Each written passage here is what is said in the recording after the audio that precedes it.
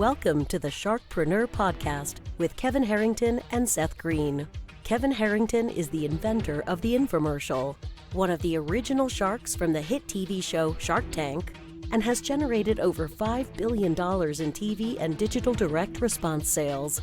Seth Green is the world's first trusted authority on cutting-edge direct response marketing, a best-selling author, and the only 3-time Marketer of the Year nominee.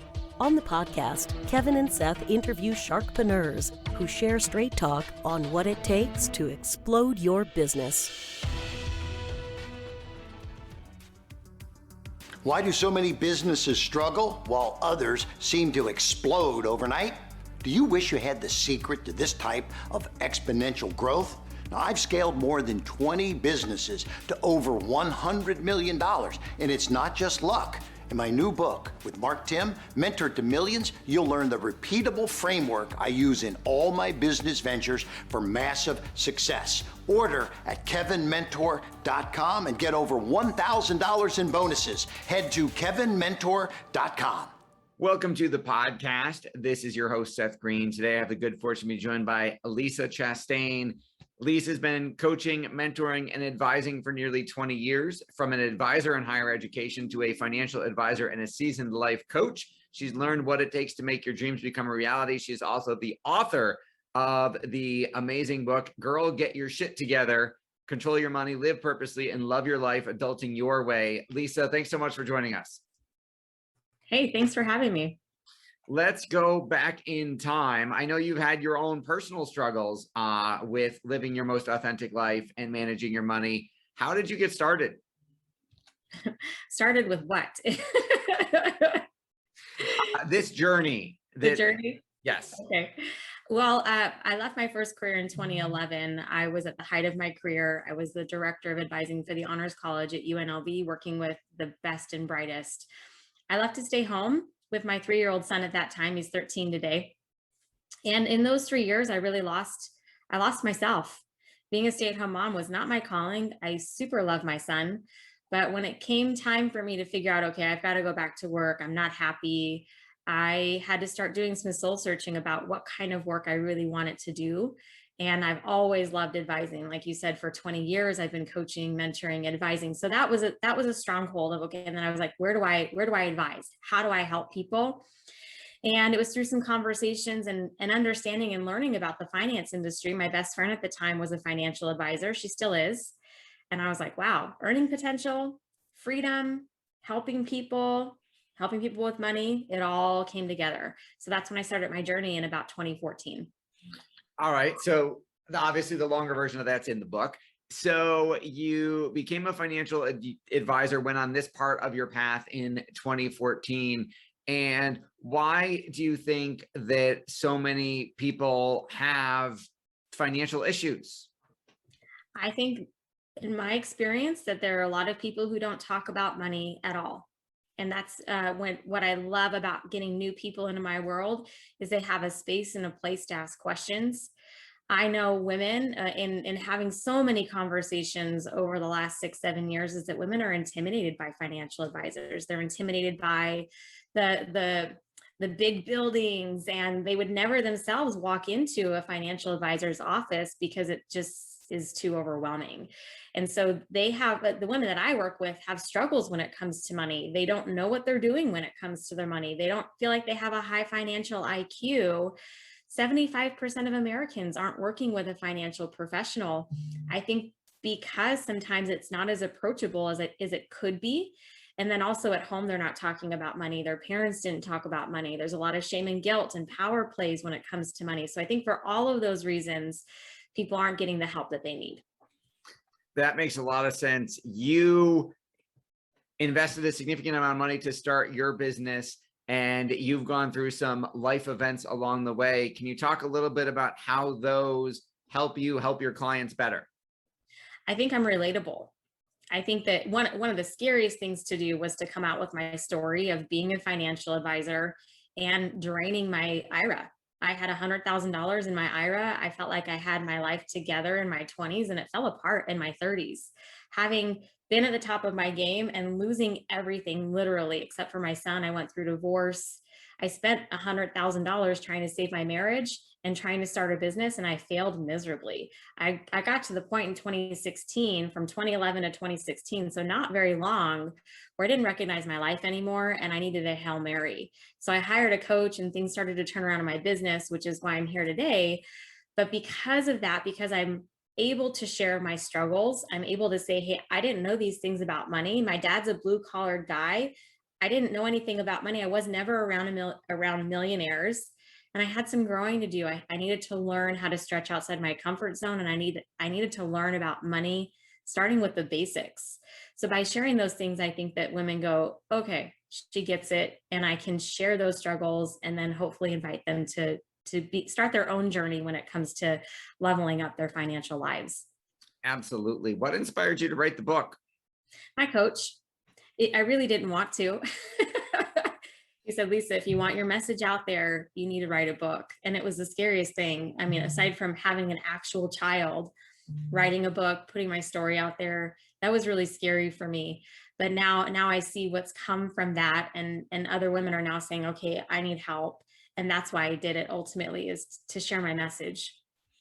Absolutely. And then talk a little bit about, you provide a number of different resources, a number of different ways for your community to grow and learn and take their journey together. Talk a little bit about the Get It Together Prep, the Keep It Together Academy, and the Grow It Together coaching programs. I just want women to be able to start with where they're at. And when it comes to finances, there's always a level up and there's always elevation. So I want the woman who really doesn't know what she's doing with her money to feel like she can start with us, and that's cool. And so we have a 5-day challenge. We have places where they can learn about aligning their life choices and living their best lives and connecting their financial decisions to do that.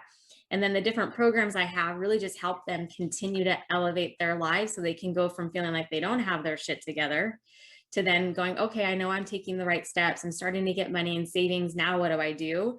Then we can grow it together. We can teach them more about finances that they couldn't hear or resonate with when they're in the process of getting their lives together, putting their money foundation together. So in my world, my ambition is for someone to plug in and be able to stay with us and hang with us no matter where they're at in their financial lives. I love that you meet them wherever they are and then help them ascend from there. You are offering a different service offering than, let's say, a traditional financial advisor might have. Talk a little bit about your evolution to reach a whole lot more people.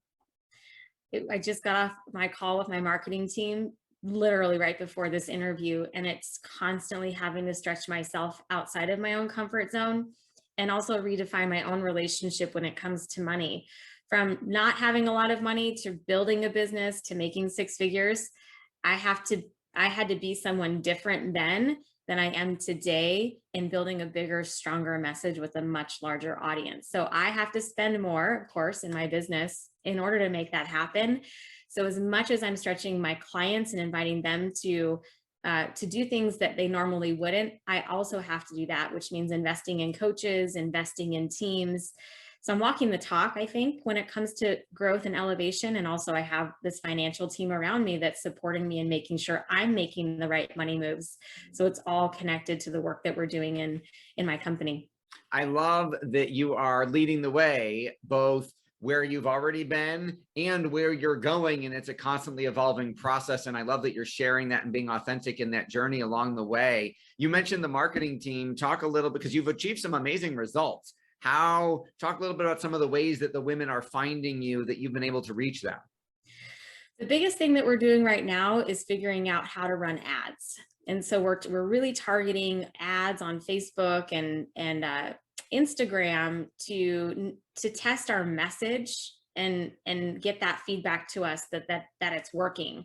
And then from there, I think, traditional marketing doesn't change a whole lot, even though what you sell might change. And so just making sure that people hear us and running ads, reaching out to them organically, messaging them, really waving the flag of like, hey, we're here and we're here to help. And then of course, thinking about another book and other media is down the road. But right now we're really sticking to basics of marketing and making sure our advertising's working and people really get what we're doing. Awesome. You are giving advice every day, what's the best advice you've ever been given? The best advice I've ever given, well, it was this. This is a turning point in my life. I was involved in a personal development seminar, and my coach at the time, I wasn't making any money as a financial advisor. And my coach in this program at the time was like, well, how much money do you want to make this year? And I said, $30,000, which, I was just in my own limiting conversation about money. I said 30 grand. She says, why would you ever limit yourself like that? And that changed the whole trajectory of my career and the way I think about money. So I'm really grateful. It wasn't advice. It was really more of a question. That's a great challenging question. I love that. That counts in my book as a best advice answer. Yeah. It had the same effect, if not more profound. It did. You've been through so much and overcome so much to become so successful. What's your biggest challenge now? My biggest challenge is thinking that I could be a millionaire, a multimillionaire. Life's pretty good right now. So having gone through like the Phoenix experience, essentially of burning everything down and resetting it, I'm remarried. My kids are doing well. My husband's job is awesome. And we're really happy. So getting, I know I'm very comfortable, but knowing that if I want to have the biggest impact possible, that I can't stop here. And that's my challenge, is going, do I want to rock this boat? Do I really want to stretch? Are there more challenges to come? I know there are, but I feel like I've got a pretty good foundation now that'll help me do that. Awesome. For our folks watching or listening who want to learn more, where is the best place for us to send them? The best place to start is my website, lisachastain.com. And we'll, there's a quiz on my website. You can find out more about us, and we'd love to talk to you if you're interested in learning how you can plug into our world. Your passion is obvious. What do you like best about what you're doing? I love seeing other people's lives change. I mean, some of the stories, I've got amazing stories of women who come to me in their 20s and their life is just kind of all over the place. And now seeing them get married, seeing them have kids, seeing them buy their first homes, and then hearing the stories that they come back to me with about how their life has elevated, and seeing their relationships improve, their health improve, and this huge community around me of business owners. I feel like we're doing it together, and that's pretty awesome. You are absolutely right. That is pretty awesome. And that ripple effect will get you excited, get you passionate, get you up in the morning every time. This has been Seth Green with Lisa Chastain of lisachastain.com. Lisa, thank you so much for joining us. Thanks for having me, Seth. Thanks everybody for watching or listening. We will talk to you or see you next time. Do you need money to fund your idea, product, or service? Are you ready to take your business to the next level but need capital to get it done? Kevin Harrington has heard more than 50,000 pitches and knows how to help you make the perfect pitch to get the funding for your entrepreneurial dream. He's distilled the process down in his perfect pitch cheat sheet, and it's yours for free. Just text PITCH to him right now at 727-888-2100. Text PITCH to 727-888-2100 right now and claim your free perfect pitch cheat sheet. Text PITCH to 727-888-2100 to start funding your dream today. This show has been produced by Market Domination, LLC.